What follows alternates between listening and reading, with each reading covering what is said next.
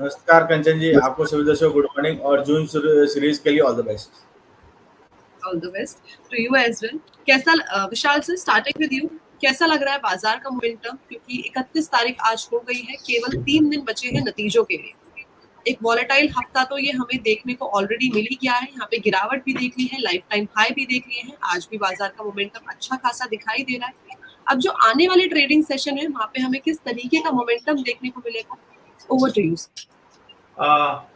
जैसे हम लोगों ने पिछला 2014 में भी देखा है, 2019 में भी देखा है, बहुत बड़ा कुछ वोलेटिलिटी हम लोगों को इनिशियली रिजल्ट के दिन नहीं दिखाई दिया। 1-2% प्लस मार्केट रहा है, उससे ज्यादा मोमेंटम नहीं दिखाई दिया। हालांकि 2014 के पहले के जो भी टाइम रहे वहां पे हम लोगों ने बहुत बड़े मोमेंटम देखे हैं। इवन 2009 में हम लोगों ने 20% वाला अपर सर्किट भी देखा है।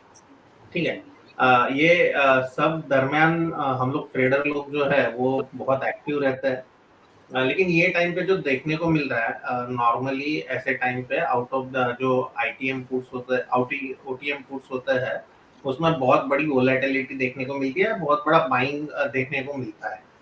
वो कहीं ना कहीं ये टाइम पे नदारद है।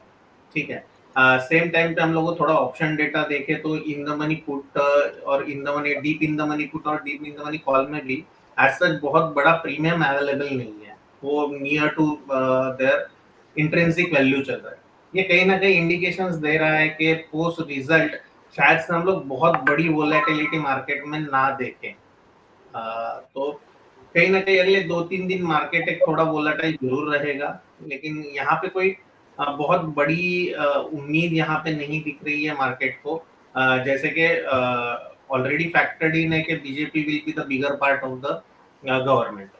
जो कोई भी गवर्नमेंट आएगा, इधर एनडीए हो या ओनली बीजेपी हो, व्हाटएवर इट मे, कोई सरप्राइज है जब तक मार्केट में एक साइड में नहीं आता है।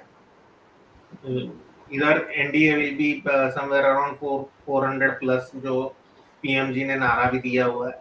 और सेकंड पार्ट जो है एनडीए का गवर्नमेंट नहीं आना, ये दोनों एक सरप्राइज पार्ट रहेंगे।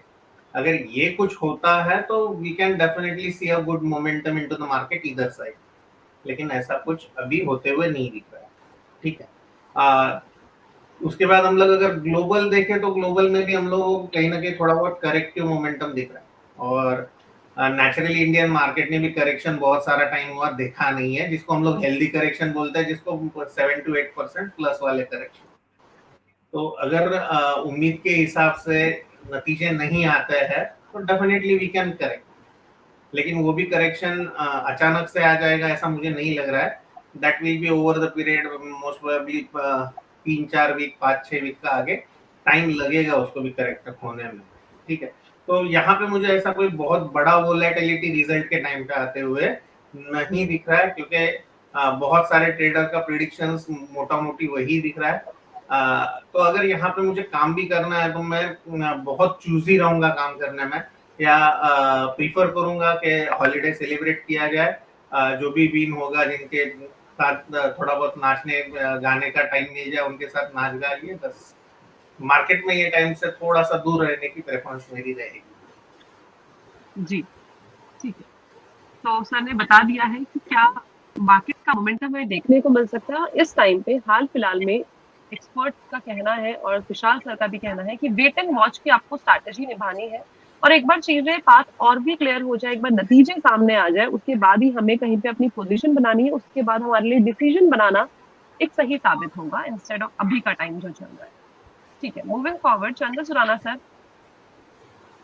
पिछले एक हफ्ते से हम मार्केट के बारे में बात करते आ रहे हैं आपसे, और जिस तरीके से आपने लेवल्स बताए हैं, मार्केट का ट्रेंड बताया है, कहीं ना कहीं हमें सेम चीजें बाजार के अंदर देखने को मिल रही है। अब क्या लग रहा है बाजार में आज कहां तक निपटी जा सकता है, और साथ ही साथ जो आने वाले बचे हुए ट्रेडिंग सेशन है नतीजों से पहले और नतीजों के दिन, वहां पे हमें क्या चाल बाजार की देखने को मिलेगी?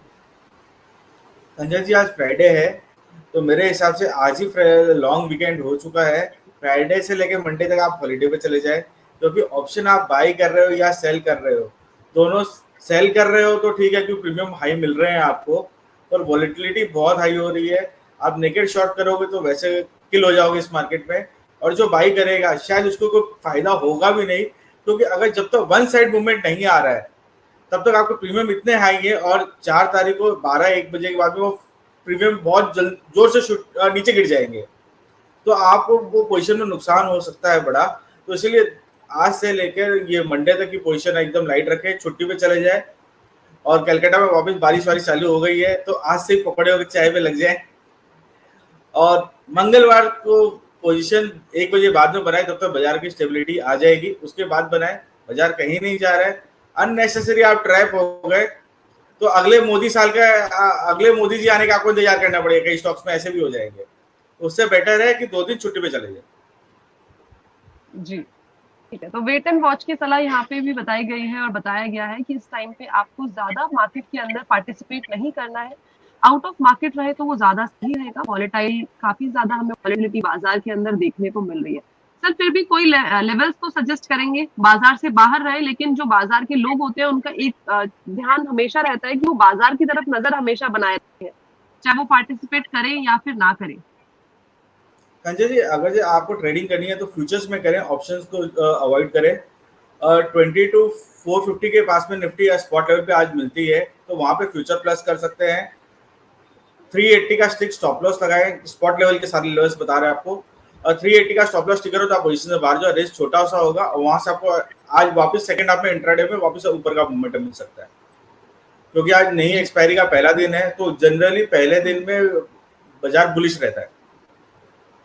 जी, तो बुलिश इस टाइम पे नजरिया बाजार का देखने को मिल रहा है। लेवल्स बता दिए हैं और लेकिन मेजॉरिटी ऑफ द टाइम इस टाइम पे ये बोला गया है कि थोड़ा सा वेट एंड वॉच करें और इस टाइम पे थोड़ा सा कॉशियस अप्रोच को रखिए। अगर आपको अगर अपने कैपिटल को प्रोटेक्ट करके चलना है, कैपिटल को सेव रखें, आपको बाजार लगातार मौके देता रहेगा, तो वहां पे आप सही मौका देख के आप अपनी इन्वेस्टमेंट स्ट्रैटेजी, ट्रेडिंग स्ट्रैटेजी को उस तरीके से बना के चल सकते हो। ठीक है Vishal sir, coming back to you again, if in case हम 2 सिनेरियो लेते हैं। पहला सिनेरियो ये कि पीएम मोदी वापस से री इलेक्ट हो जाते हैं, उस टाइम पे हमें कौन से सेक्टर्स में तेजी देखने को मिलेगी, और दूसरा ये कि इसका ऑपोजिट होता है तो उस टाइम पे हमें कौन से सेक्टर में तेजी देखने को मिलेगी? मेरे तो सेक्टर चॉइस एकदम सिंपल है मैडम। यहाँ पे पीएम मोदी अगर आते हैं तो पीएसयू अच्छा काम करेगा, और पीएम मोदी अगर नहीं आते हैं तो पीएसयू में हेल्दी करेक्शन मिलेगा, जहाँ पे मेरे को बाइंग अपॉर्चुनिटी दोनों साइड में। ठीक है, तो मेरा मोर और लेस सेक्टर चॉइस सिंपल है कि पीएसयू यहाँ से अच्छा चलेंगे कंटिन्यूअसली। पीएसयू में ये 10 साल का एक साइकिल है पीएसयू में, जो 2020 में चालू हुआ है, और यहाँ से भी 6 साल आगे पीएसयू की साइकिल कंटिन्यू रहेगी। तो पीएम मोदी नहीं आते हैं तो हेल्दी करेक्शन आएगा, पीएम मोदी आते हैं तो साइडवेज मार्केट होके हम लोगों को जब भी मार्केट में ब्रेकआउट आएगा तब लेने पड़ेंगे। तो ये पीएसयू के लिए हो गया। दूसरा है डिफेंस, जो रीजनेबली ऑलरेडी रैली कर चुका है, और मुझे नहीं लगता है कि पीएम मोदी इलेक्ट होने के बाद भी उसमें कुछ बहुत देखने को मिलेगा। ठीक है, ये थोड़े से एग्रेसिव सेक्टर हो गए या एग्रेसिव कंपनीज हो गई जहाँ पे हम लोग देख रहे हैं। दूसरा जो है डिफेंसिव प्ले में मुझे फार्मा प्ले अच्छा लगता है। ओके, फार्मा में बहुत अच्छे करेक्शन के बाद बहुत सारे स्टॉक ने रैली शुरू कर दी है वापस। स्टॉक स्पेसिफिक डेफिनेटली हम लोग नहीं जाएंगे, सेक्टर पे ही बात करते हैं। तो सेक्टर में मुझे आज के डेट में pharma as a defensive sector बहुत अच्छा लग रहा है। Again I am waiting for two stock जहां पे बहुत सारा टाइम हम लोगों ने देखा हुआ है। एक चीज एक सेक्टर से थोड़ा सा बाहर जाके बात करता हूँ यहाँ पे, जहाँ पे प्रोमोटर खुद के स्टॉक में इंटरेस्टेड दिखता है, वहां पे मैं बहुत ज्यादा इंटरेस्टेड एट दिस मोमेंट हूँ, क्योंकि at the all time high अगर प्रोमोटर खुद की कंपनी में इंटरेस्टेड है तो डेफिनेटली कुछ ना कुछ